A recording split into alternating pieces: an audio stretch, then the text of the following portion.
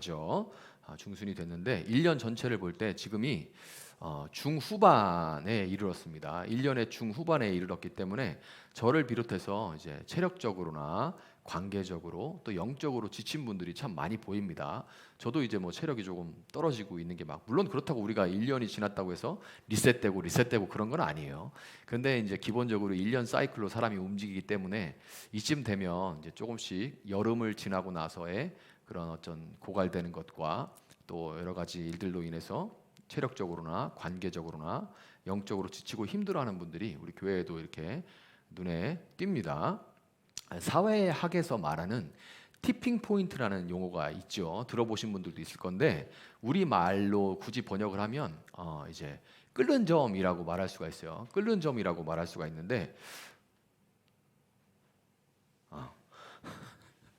끓는 점이라고 말할 수가 있는데 여러분 라면 끓일 때 이제 물이 끓고 있다가 물을 끓이다가 스프를 먼저 넣으면 어떻게 돼요? 갑자기 물이 확 끓어오르죠. 갑자기 물이 보글보글 끓어옵니다. 이와 마찬가지로 균형을 이루던 것이 깨지고 급속도로 특정 현상이 커져서 작은 변화로도 돌이킬 수 없는 피해를 줄 수 있는 그런 상태를 이제 티핑 포인트라고 얘기를 합니다. 그래서 여기서는 라면 물 끓일 때는 라면 스프가 티핑 포인트가 되는 거예요. 라면 스프를 딱 뿌리는 순간에 물이 보글보글 끓어오르니까. 자, 그런데 우리 삶에도 이 라면 스프 역할을 하는 일들이 참 많아요.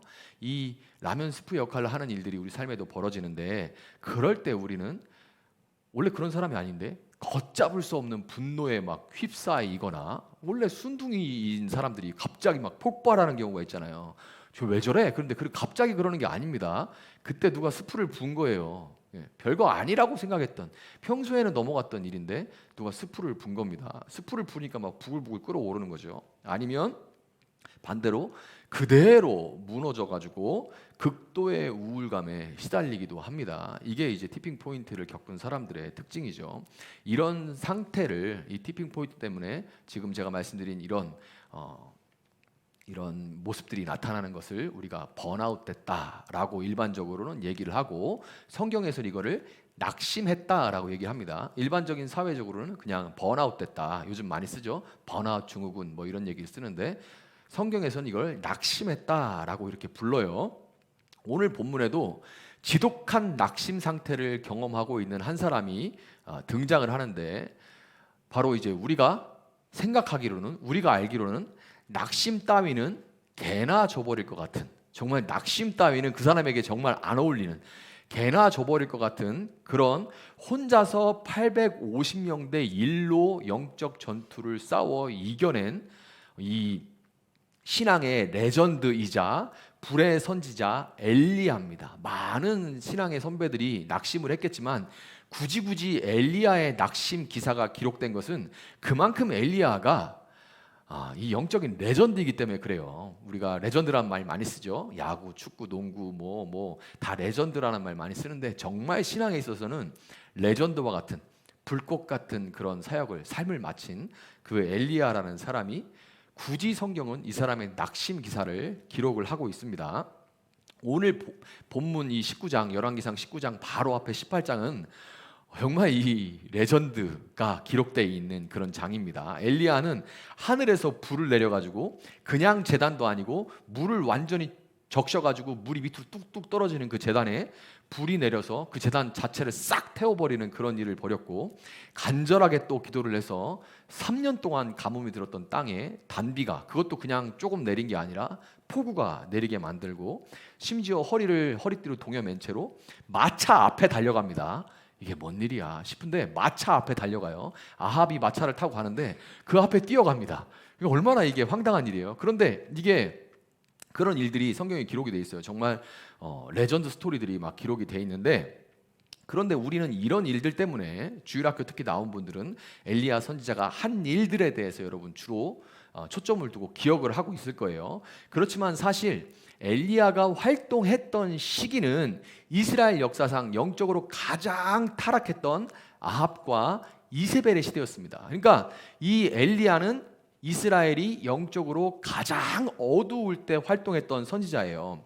바알 숭배의 본거지인 두로라는 지역에서 이스라엘의 왼쪽 지금의 시리아 이쪽 지역 보면 두로라는 지역이 있었는데 이 두로라는 나라에서 이스라엘로 시집을 온 그 아합의 아내인 이세벨은 그러니까 이스라엘 사람이 아니라 두로에서 왔는데 올 때 뭘 갖고 왔냐면 바알을 처음으로 이스라엘에 이제 접목시킨 게 바로 이세벨입니다. 자기 나라에 섬기는 이 바알을 이 이스라엘로 갖고 들어왔어요. 갖고 들어와 가지고 여호와의 선지자들을 밥 먹듯이 죽이기 시작했습니다. 다 잡아다가 여호와의 선지자들을 잡아 죽이고 또 아합은 그 이세벨과 결혼한 아합은 정책적으로 왕이니까 정책을 펼칠 거 아니에요. 정책적으로 억강부약이 아니라 억약부강. 뭐냐면 가난한 사람들을 착취해서 자신을 비롯한 부자들만 배불리는 대놓고 그런 일을 벌이는 정책들만 펼쳤어요. 부부가 딱 그렇게 하고 있는 거예요. 그런데 더 기가 막힌 게 뭐냐면 백성들이 다 똘똘 뭉쳐서 지금 왕과 왕비가 지금 제정신이 아니다 이렇게 나와야 되는데 그게 아니라 백성들은 하나님께 돌아오고 이 나라를 구해달라고 기도하는 게 아니라 저마다 그냥 다 지극히 이기적이 돼가지고 자기 소원 들어달라고 내가 지금 어려우니까 내가 어려운 거에 묶여가지고 자기 소원 들려달라고 그 이세벨이 갖고 온 그 바알에게 빌기 바쁜 거예요. 바알과 아세라에게 빌고 그 바알과 아세라를 숭배하기에 바쁜 겁니다. 이런 상황에서 제정신이 박힌 믿는 사람으로서 제대로 한번 신앙생활 해보려고 하는 사람으로서 얼마나 그냥 살아간다는 것 자체가 힘들었겠습니까? 그냥 한숨만 나오는 거죠. 그리고 뭔가 열심도 안 나요. 뭔가 같이 내가 할 때 옆에서 같이 그래 우리가 하나님께 기도해보자 이래야 되는데 다 다른 거에 빠져 있고 관심도 없고 하나님 말씀에 관심이 없고 다들 뭐가 그렇게 바쁜데 사실 실체가 없는 바쁨이에요. 피곤하고 그런데 실체가 없는 피곤함이 하나님께 관심 있는 사람들이 없어요. 기껏 다 뭐 내 소원 달라고 뭐 어디 가서 빌고 뭐 어디 전보러 댕기고 이런 거에 다 바쁜 겁니다. 정말 힘들었겠죠. 그런데 그냥 버티고 사는 것만도 힘든데 오랜 신앙의 훈련과 연단을 거친 엘리야는 정말 남다른 신앙인이긴 하죠. 정말 이 불꽃 같은 엘리야는 그냥 버티고 사는 것에서 그친 게 아니라 떨치고 일어나 그런 환경에서도 떨치고 일어났습니다. 떨치고 일어나서 여호와는 하나님이시다. 여호와는 하나님이시다. 이게 엘리야의 이름 뜻이에요. 그 이름 뜻 그대로 하나님이 시퍼렇게 살아 계시다는 것을 온 이스라엘에 증거를 했습니다. 이 엘리야의 사역으로 인해서 바알과 아세라는 단지 그냥 이 나무 조각 돌덩이에 불과한 우상일 뿐이라는 것이 만천하에 다 드러났음에도 불구하고 그건 그냥 우상이다. 그건 그냥 돌이고 나무일 뿐이야 라고 다 드러났음에도 불구하고 오늘 본문 2절을 보면 이세벨은 사람을 보내가지고 내가 내일 이맘때에는 반드시 네 생명을 저 사람들 중 한 사람의 생명 같게 하리라. 그렇게 하지 아니하면 신들이 내게 벌 위에 벌을 내림이 마땅하니라 라는 말을 이 엘리야에게 전해와요. 사람을 보내가지고 내가 내일 이맘때까지 너 안 죽이면 내가 신들 위에 이게 저주를 받을 거다. 이렇게 아주 장담을 합니다. 내 손에 장을 지져 뭐 이런 뜻인 거죠. 행간에 이 이세벨의 표독스러움이 묻어나는 것 같아요. 그냥 글인데도 이 행간에 이세벨이 얼마나 표독스러운지가 그대로 묻어나는데요. 엘리야가 사실 근데 이런 협박 한두 번 당해본 게 아니겠죠. 그렇게 하나님께 관심 없고 자기에만 집중하는 그럴 때에 회개하자 하나님께 돌아가자 이러면 예 제가 돌아가겠습니다 그러겠어요? 너만 잘났냐? 너 죽고 싶냐? 이렇게 나오죠 대부분. 그러니까 이런 협박 한두 번 당해본 게 아니고 평소 같으면 웃기고 있네 그러고서 웃으면서 넘어갔을 텐데 비웃으면서 넘어갔을 일인데 그런데 그동안의 스트레스와 이런 환경 가운데 살아가고 있는 믿는 자로 살아가고 있는 스트레스 도저히 따라오지 못하고 관심 갖지 않은 사람들을 보는 스트레스 영적 전투 후에 체력적이고 영적인 고갈이 겹쳐 있는 상태의 엘리야에게 이 이세벨의 표독스러움은 표창처럼 날아와서 꽂히는 티핑 포인트가 되고 말았어요. 이게 언제 티핑 포인트가 터질지는 모르는 겁니다. 너 이게 별거 아닌데 왜 이 일로 그래? 라고 말할 수 없는 거예요. 그건 언제 그럴지 모릅니다. 언제 뭐가 나한테 라면 스프가 될지는 아무도 모르는 거예요. 이 티핑 포인트가 터지고 난 다음에 내가 뭘 한다고 해도 아무리 발버둥을 쳐도 변하는 건 하나도 없구나 하는 생각이 이 엘리야의 마음에 파고들자 갑자기 그동안 잘 통제하고 지내왔던 극심한 두려움이 엘리야에게 몰려왔고, 엘리야는 자기 생명을 위해 850대 1로 맞짱 떴던 엘리야인데 자기 생명을 위해서 이스라엘부터 브엘세바까지 도망쳐 버리고 말았습니다. 이스라엘부터 브엘세바까지, 그냥 성경에 나오는 지명이니까 그런가 보다 하는데 한국 땅으로 치면 거의 경기도 파주에서 저 남쪽 해남 땅끝 마을까지 도망간 거예요. 얼마나 이 두려움이 몰려오고 내가 여기 있으면 불안하니까 당장 막 뒤에서 쫓아오는 것 같으니까 더 도망갈 수 없을 때까지 도망간 겁니다. 얼마나 지금 두려움에 사로잡혔는지 알 수 있죠. 이 거리상으로만도 알 수 있는 거예요. 그러면서 무슨 생각이 들었겠어요? 나는 실패하고 도망쳤다는 그 자괴감, 얼마나 스스로 부끄럽겠습니까? 그리고 아무것도 할 수 없고 아무것도 변하지 않는다는, 내가 하는 모든 일 다 쓸모없는 짓이고 의미 없다, 이런 생각 때문에 무력감이 그를 휘감자 엘리야는 우울에 사로잡혀서 자기 생명을 위해 사실은 도망갔음에도 불구하고 광야 로뎀 나무 아래에 앉아서, 여러분이 오늘 제가 일부러 사진은 준비하려다가 뭐 아실 것 같아서 준비를 안 했는데 그렇게 큰 아름드리 나무가 아닙니다. 무슨 쌀이나무처럼 요 정도만한 그런 나무 아래서 그 아주 비참하게 이렇게 앉아 있는 거예요. 그 요만한 한떼기 그림자 아래서 차라리 죽었으면 좋겠습니다, 죽여주십시오 하고 하나님께 기도하고 있는 형편에 놓인 겁니다. 만약에 엘리야가 믿는 사람이 아니었다면 생명이 하나님의 것이 아니라 내 거다, 내 생명 내가 내 맘대로 한대, 내 목숨 내 맘대로 한다는데 이런 생각을 갖고 있었으면 거기서 엘리야는 극단적인 선택을 하고 말았을 거예요. 아합과 이세벨의 시대와 같은 영적인 혼돈과 어두움의 시대, 많은 교회와 바르게 신앙생활을 하려고 하는 사람들이 지쳐가고 있어요. 하나님을 믿는다 하는데 변하는 건 하나도 없으니까. 그 가운데 사업의 어려움, 관계의 어려움, 곳곳에서 들려오는 이 재난의 소식들, 그리고 무엇보다도 기도하고 마음을 다잡고 또 잡으면서 한다고 하는데도 도대체 변하기는커녕 갈수록 더 삐딱해져 가는 것 같은 그런 집구석이 티핑 포인트가 돼서 이 믿는다는 사람들이 쓰러져가고 낙심하고 있는 형편입니다. 교회라서 쉬쉬하고 있지만 우울증에 시달리는 분들도 굉장히 많고요.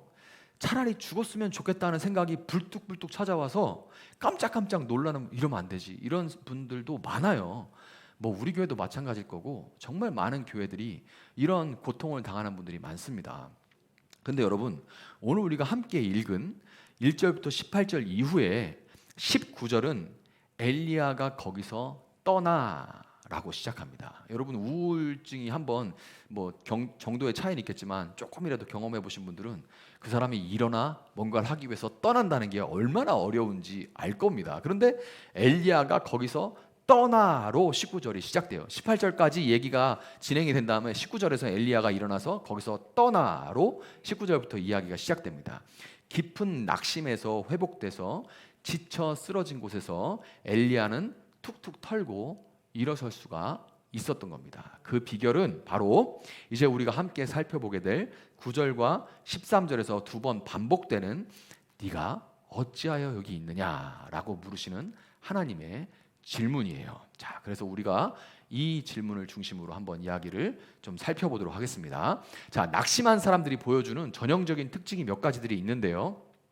오늘 본문의 이사야 역시 아주 전형적인 그런 모습을 보여주고 있습니다. 먼저 첫 번째 특징이 뭐냐면 스스로 고립되려고 하는 경향입니다. 이 문제가 찾아오면 스스로 고립되려고 하는 경향이에요. 물론 엘리야는 남자고 문제가 생기면 자기만의 굴 속으로 처박혀 들어가가지고 게임을 하거나 영화를 보거나 아니면 박혀가지고 아무 말도 안 하거나 자기 생각에 빠지거나 이런 거는 남자의 본능적인 특성이지, 여자는 오히려 문제가 생기고 낙심에 빠지면 친한 사람들을 만나서 대화라고 쓰고 수다라고 읽는 것을 행해서 푼다라고 그렇게 일반적으로 알고 있지만, 그거는 사실 화성에서 온 남자, 금성에서 온 여자가 심어준 그런 이미지인 거고, 그건 책이 가르치는 거지 실제는 아니에요. 성경은 사람에 대해서 잘 아는 성경은 뭐라고 하냐면 육체적, 심리적, 영적으로 전인격적인 낙심을 경험하는 사람들은 단절과 고립을 택한다고 그렇게 말합니다. 단절과 고립을 택해요. 원래 사람이 그렇게 지어지지 않았는데 낙심에 빠지면 단절과 고립을 택한다고 그렇게 말하는 겁니다. 아주 쉽게 그냥 교회 용어로 말한다면 교회 안 나오고 연락도 안 받는다는 거죠. 낙심에 어떻게 알아? 낙심교인이야. 어떻게 불러요? 어떻게 알아요? 교회 안 나와. 그리고 연락도 안 돼요. 낙심교인이라는 얘기인 겁니다. 낙심 상태라는 거죠. 4절을 보면 엘리야는 브엘세바까지 갔습니다. 완전히 지금 자기를 사회로부터, 브엘세바는 원래 광야 지역이에요. 그쪽까지 가서 거기까지 또 동행한 사환이 있는데 그 사환까지 그냥 브엘세바 거기에 머물게 하고 자기는 하루길을 더 광야로 들어가 버려요. 이 브엘세바 밑에는 큰 거의 사막에 가까운 광야가 있거든요. 거기로 하루길을 한 짧게는 4km에서 길게는 한 10km 가까운 길을 더 깊이 광야로 들어가 버립니다. 스스로 단절돼서 아무도 나의 무너진 모습을 볼 수 없는 마음속의 골방, 절망의 벽들 안에 나를 고립시켜 버리는 것이죠. 이러면 누구도 들어올 수 없어요. 누구도 들어와서 내가 무너져 있는 모습을 볼 수 없지만 반대로 아무도 그 사람을 구해줄 수 없게 됩니다. 자기가 고립돼 버리면 아무도 그 사람을 건져줄 수가 없어요. 자, 그 다음 특징이, 다음으로 낙심한 사람들은 현실을 과장하는 경향이 있습니다. 한번 자신을 돌아보세요. 현실을 과장합니다. 본문 10절에 하나님이 그 하나님의 산 호렙에 엘리야가 도착을 합니다. 도착을 하는데 하나님께서 엘리야야 네가 어찌하여 여기 있느냐 하고 첫 번째로 물으시죠. 그렇게 물으셨을 때 엘리야가 대답을 하는데 뭐라고 합니까? 내가 만군의 하나님 여호와께 열심히 유별하오니 이는 이스라엘 자손이 주의 언약을 버리고 주의 제단을 헐며 칼로 주의 선지자들을 죽였음이오며 오직 나만 남았거늘 그들이 내 생명을 빼앗으려 하나이다. 이렇게 답을 해요. 이렇게 답을 두 번이나 합니다. 엘리야가. 이제 본문을 아까 보셨지만 그 말은 뭐냐면 엘리야는 지금 그렇게 확신을 하고 있다는 겁니다. 엘리야의 대답 중에 이스라엘이 하나님의 언약을 버리고 하나님의 선지자들을 죽이기에 자신이 하나님과 하나님의 일에 더욱 열심을 냈다. 이 말은 팩트죠. 우리가 팩트 체크를 한번 해보는 거예요. 이 말은 사실입니다. 그런데 오직 나만 남았다. 이 말은 지나친 과장을 넘어서 허위예요. 이건 가짜 뉴스입니다. 이건 허위예요. 낙심이 찾아오면 사람은 본능적으로, 자동적으로 상황이 이러이러해서 나는 이럴 수밖에 없었어. 내가 이러는 것은 어쩔 수 없는 일이야 라고 스스로 나를 합리화하는 길을 찾아가요. 그러니까 자꾸 현실을 막 부풀립니다. 계속 과장을 하는, 그래야 내가 지금 이렇게 하고 있는 모습이 납득이 되고 스스로 합리화가 되잖아요. 그러니까 자꾸만 그렇게 현실을 과장을 하는 겁니다. 그래서 그런 본능 때문에 누구나 세계가 멸망하든 말든 배고픔으로 인해서 지금도 매 초에 5명의 사람들이 죽고 있거든요. 지금도 똑딱 하는 시간에 5명의 사람들이 배고픔 때문에 죽어요. 다른 문제가 아니라 그냥 배고파서 그 배고픔에서 인한 그런 문제들로 인해서 죽음을 맞고 있는데, 그러거나 말거나 내가 지금 겪는 아픔이 세상에서 가장 크게 느껴지는 것이 바로 이 이유 때문인 거예요. 엘리야의 상황을 팩트 체크해서 객관적으로 한번 말해봅시다. 그는 우상 숭배자들과 영적 전투를 승리로 장식을 했습니다. 그리고 우상 숭배에 대한 하나님의 심판으로 인해서 3년 동안 가뭄에 시달리던 이스라엘에는 장대비가 내려서 사람들은 어쨌든 간에 감격의 도가니에, 정말 가뭄 끝에 비 오면 아프리카에서도 우기가 시작되면 그 블레싱 샤워라고 하는데, 비가 오면 막 사람들 다 우통 벗고 나와서 춤춥니다. 막 춤을 춰요. 정말로 비가 내려오면 우리는 좀 이해할 수 없죠. 사계절 내리니까. 근데 우기가 시작되는 그날 모든 사람들이 거리로 나와서 막 하늘을 보고서 춤을 추고 어떤 사람은 살살 문지르고 이렇게 합니다. 자, 그러니까 지금 이스라엘 분위기 여러분 이해할 수가 있죠. 현실은 그래요. 사실 현실은 그런 겁니다. 그 다음에 엘리야가 행한 일에 대한 결과는 아직 모릅니다. 지금 그 일을 한 지 얼마나 됐다고요? 아직 그 결과가 어찌 될지는 몰라요. 어떤 일들이 그 이후에 이루어질지는 엘리야가 모릅니다. 더군다나 엘리야를 죽이겠다는 협박은 늘 있어 왔고, 사실 그 전에 아합이 엘리야를 죽이겠다고 사람들을 막 죽이려 보내는 일들도 있어요. 그러니까 이게 어제 오늘의 일이 아닙니다. 더구나 지금은 이스라엘 전체가 엘리야를 대적하는 게 아니라 딱 한 사람, 이세벨만 지금 엘리야를 대적하고 있죠. 딱 한 명만 그러는 거예요. 모든 사람이 자기를 다 사랑할 수 없는데 지금 한 명이 난 너 죽일 거야, 난 너 마음에 안 들어, 이렇게 하고 있다고 해서 지금 이렇게 된 겁니다. 팩트가 아니에요. 객관적으로 보면 상황이 아주 좋다고 말할 수는 없지만 결코 나쁘다고도 말할 수 없는 상황임에도 낙심한 엘리야는 오직 부정적인 부분만을 지나치게 확대하면서 스스로 우울함의 늪속으로 더 깊이 빠져 들어갔던 겁니다. 이 우울함과 무기력감에 사로잡혀가지고 누워서 잠만 자는 엘리야에게 천사가 찾아옵니다. 하나님 보내신 천사가 찾아왔는데요. 공감을 책으로 배운 저 같으면, 저는 공감을 책으로 배웠다고 말씀드렸잖아요.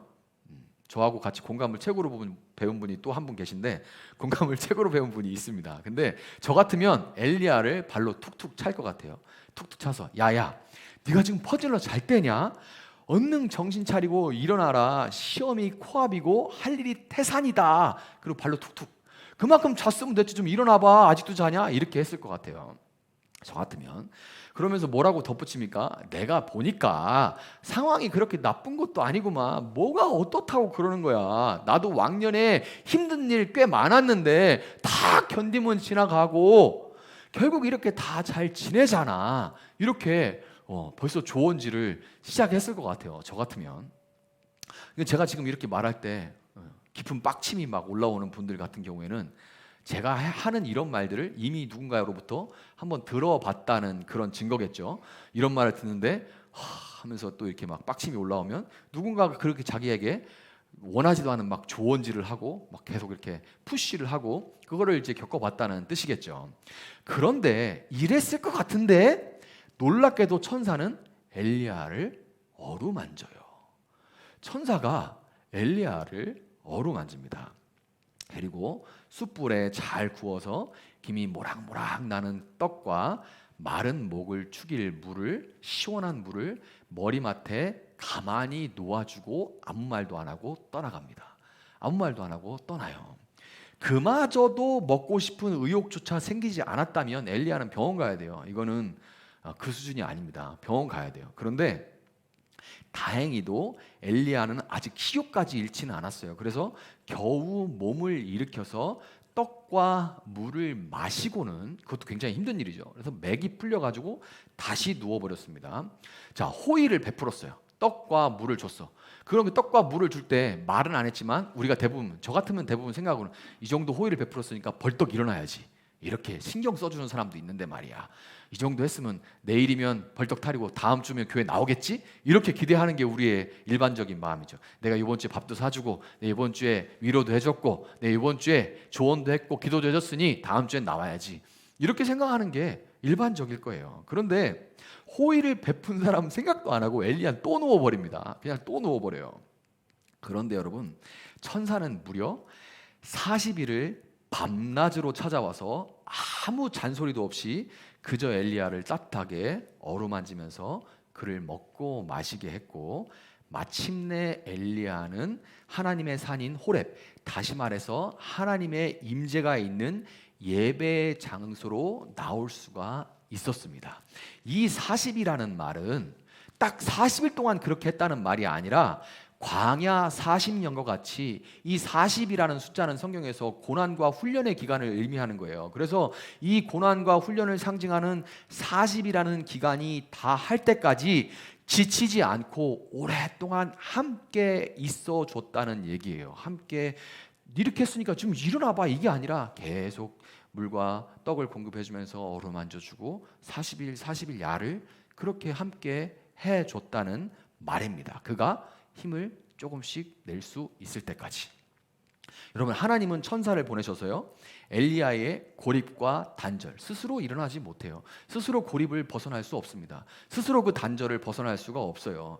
이 하나님은 천사를 보내셔서 엘리야의 고립과 단절을 끊어내시고, 아마 엘리야가 처음에 싫다고 거절할 수도 있을 거예요. 그러나 끊어내신 겁니다. 하나님께서 끊어내시고 천사의 손길로 그를 위로하시면서 떡과 물로 묵묵하게 섬기셔서 마침내 엘리야가 기력을 짜내서 예배의 자리로 찾아올 수 있도록 하셨던 겁니다. 그 단절을 벗어나서 이 자리로 나올 수 있도록 하셨던 거예요.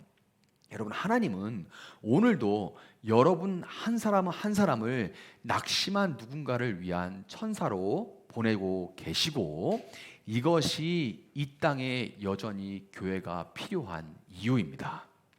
그리고 우리 교회가 굉장히 번거로움에도 불구하고 예배 후에 식탁 교제를 중요시하는 이유예요.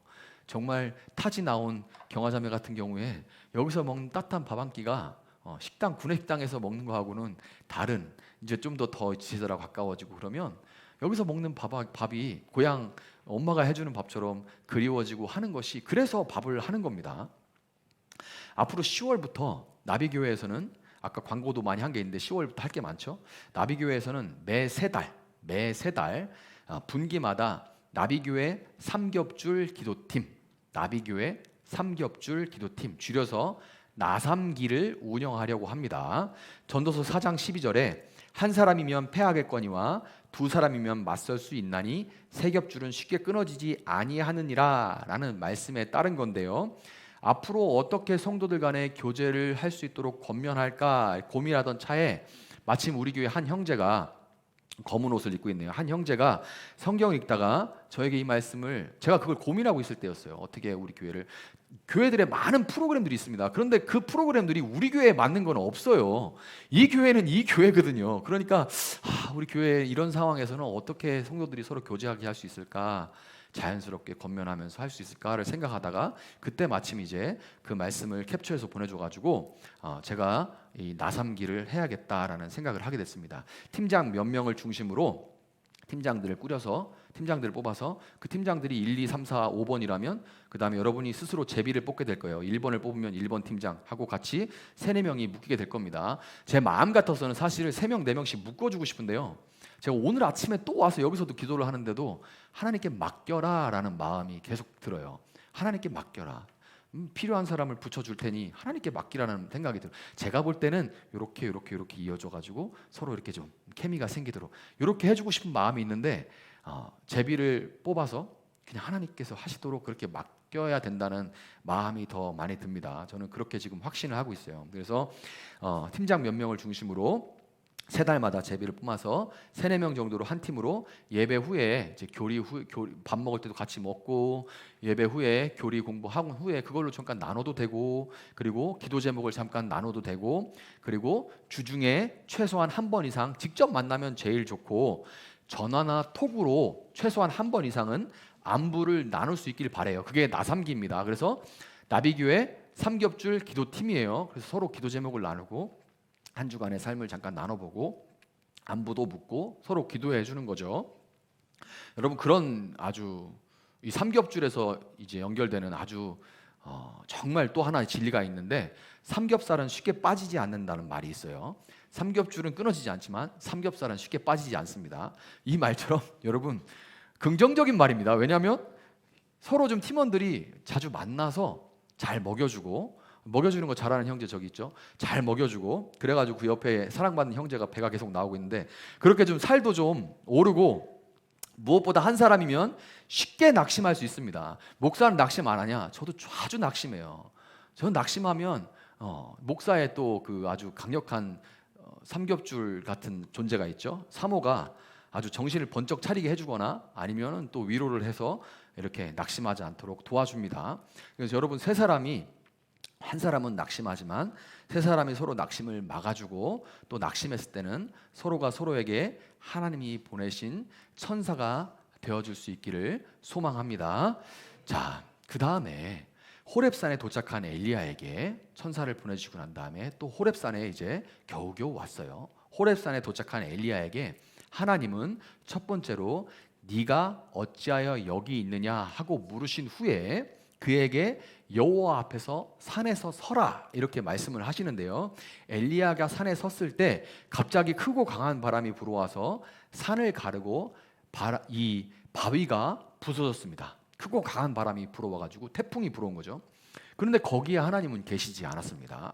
바람 후에는 지진이 나서 땅이 흔들리고 갈라졌지만 거기에도 하나님은 계시지 않았고, 지진 후에 큰 불이 났지만 불 가운데도 하나님은 계시지 않았습니다. 엘리야가 그 산에서 경험한 것이 실제적으로 큰 바람이 불고 지진이 나고 불이 난 건지 아니면 환상 가운데 그것을 경험한 건지 확실하게는 모르겠지만, 놀라운 광경들 가운데 계시지 않았던 그 하나님은 모든 것이 다 지나간 후에 세미한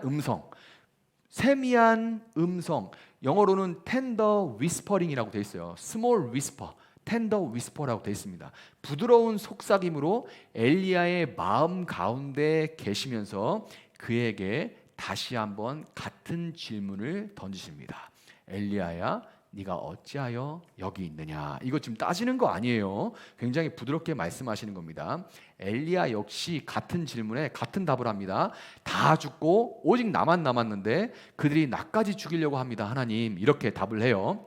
자, 하나님께서 첫 번째, 두 번째 이 두 질문 사이에서 강한 바람과 지진과 산불, 이 불 가운데 계시지 않고 세미한 소리로 엘리야와 함께 하신 것은 그에게, 이 엘리야에게 낙심이 왜 찾아왔는지 그 원인에 대해서 알려주시기 위함이에요. 이런 퍼포먼스들, 환상 중인지 진짜인지 모르지만 이런 것들을 엘리야에게 경험하게 하신 것은 엘리야가 네가 너에게 왜 이 낙심이 찾아왔는지 그 원인을 알려주시기 위함이었습니다.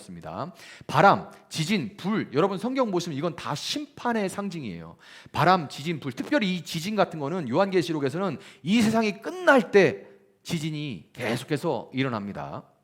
바람, 지진, 불은 모두 심판을 상징하는데, 아주 악한 시대에 살고 있는 그 시대의 선지자로, 하나님의 사람으로 죄를 꾸짖으라고 회복시키라고 부름받은 선지자로서 엘리야는 세상의 심판을 외치고 사람들이 하나님께 돌이키도록 하는 데 있어서 점차, 아무도 아무리 말해도 못 알아들으니까, 관심이 없으니까, 계속 하든지 똑같이 하니까 점차 내가 뭘 잘못하고 있나? 내가 더 잘해야 되는데, 내가 더 크게 사역을 좀 해봐야 되는데 하는 그런 부담이 막 느껴지기 시작하면서 경직되어 가다가, 처음에 그랬던 건 아닙니다. 근데 자꾸만 현실이 보이니까 힘이 들어가고 경직돼 가고 자꾸 자책하게 되고, 더 크게 뭔가 그럴듯하게 더 나은 프로그램을 써서 뭐가 좀 좋게 해보려고 계속 하다 보니까 힘이 들어가고 경직되어 있는 상태에서 이세벨이라는 티핑 포인트를 만나가지고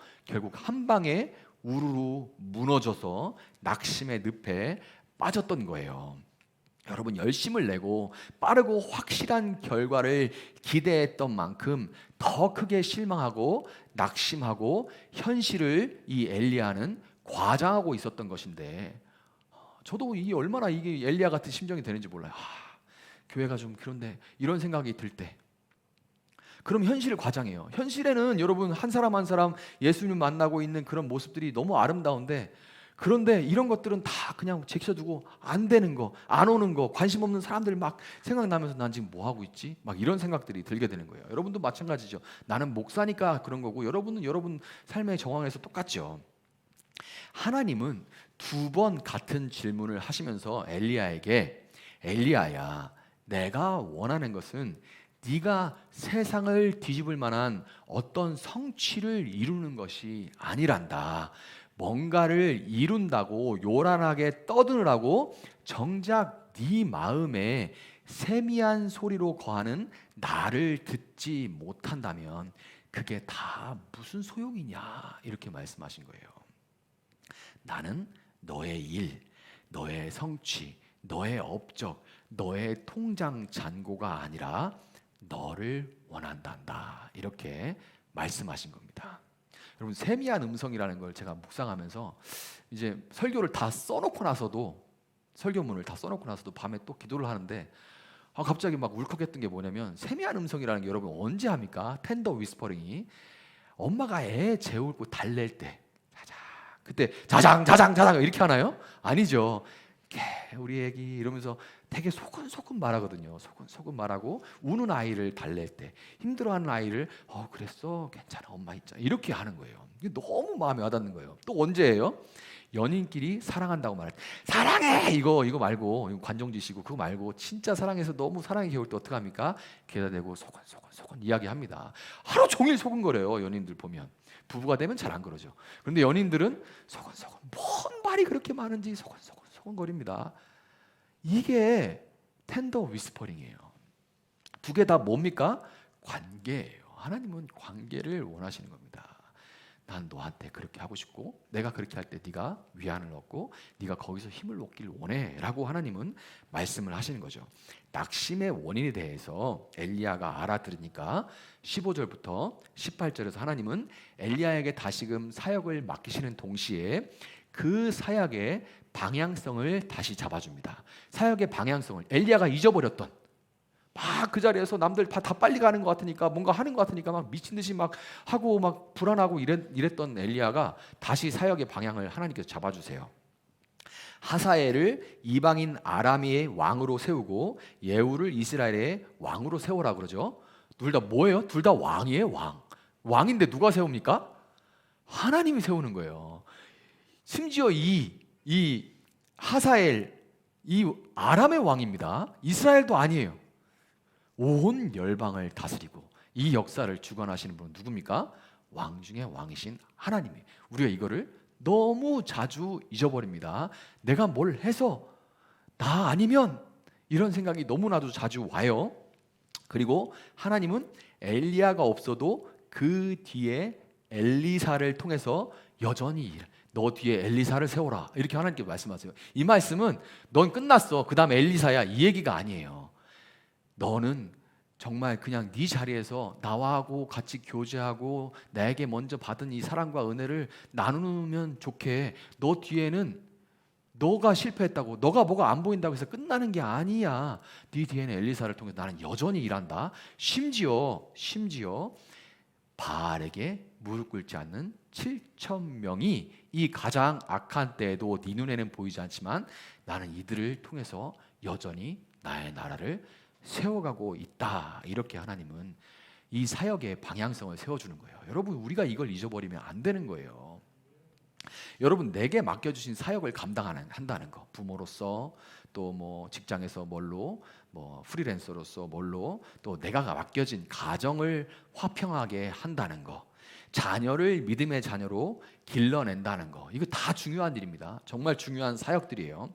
그렇지만 여러분 일 때문에 남편이나 아내 때문에 자녀 때문에 하나님과의 교제를 놓치면 다 무슨 의미가 있습니까? 그들을 내게 맡겨주신 분도 하나님이고 그들을 죽고 살게 하는 것도 역시 하나님이십니다. 우리는 내가 할 수 없는 일과 할 수 있는 일들을 잘 분별해요. 우리는 오직 예배 가운데 하나님과의 교제 안에서 그분의 사랑을 먼저 누려야 합니다. 그분의 사랑을 먼저 누리고 감사함으로 그 사랑을 내게 맡기신 현장에 흘려보낼 뿐인 거예요. 여기까지가 우리에게 맡기신 일입니다. 우리가 이걸 넘어서려고 하기 때문에 항상 문제가 내가 지금 당장 결과를 보고 싶고 당장 내가 지금 어떤 성과가 보여지고 이렇게 되기를 원하는 거죠. 말씀을 정리를 하도록 하겠습니다. 네가 어찌하여 여기 있느냐를 영어 성경으로 보면 재밌어요. 네가 어찌하여 여기 있느냐 보면 아무리 잘 읽으려고 해도 이게 부드럽게는 안 들리는데 그래서 제가 일부러 영어 성경을 봤더니 What are you doing here? 이렇게 돼 있어요. What are you doing here? 되게 가벼운 말이죠. 굉장히 가벼운 말이에요. 여기서 뭐해? 이런 뜻이죠. What are you doing here? 하면 네가 어찌하여 여기 있느냐 이런 뜻이 이런 의미가 아니에요. 그냥 너 여기서 뭐해? 이런 의미예요. 너 여기서 뭐해? 좀 더 와닿더라고요. 너 여기서 뭐해? 여러분 오늘 여기서 뭐 하고 계십니까? 여기 이 자리에서 지금 뭐 하고 계세요? 예배 자리에 여러분 나오셨다는 것은 그냥 되는 게 아닙니다. 그냥 되는 게 아니에요. 누군가 여러분의 천사가 되어 주었기에 나올 수 있었던 것이고 세미한 음성으로 여러분을 인도하신 하나님으로 인해서 여러분이 여기에 나올 수 있었던 것입니다. 오늘 세미한 음성, 부드러운 속삭임으로 내가 원하는 것은 너란다. 나는 세상 전부와도 너를 바꾸지 않는다. 그동안 수고하고 무거웠지. 일보다 먼저 내 사랑 안에 거하고 그 사랑을 흘려보내면서 결과는 나한테 맡겨. 이렇게 말씀하시는 주님을 이 시간 경험하기를 여러분 소원하시고, 또한 그 사랑을 경험함으로써 낙심의 늪에서 헤어나오시고 또 다른 누군가를 위해서 천사가 되어줄 수 있는 여러분들이 될 수 있기를 예수님의 이름으로 축복합니다.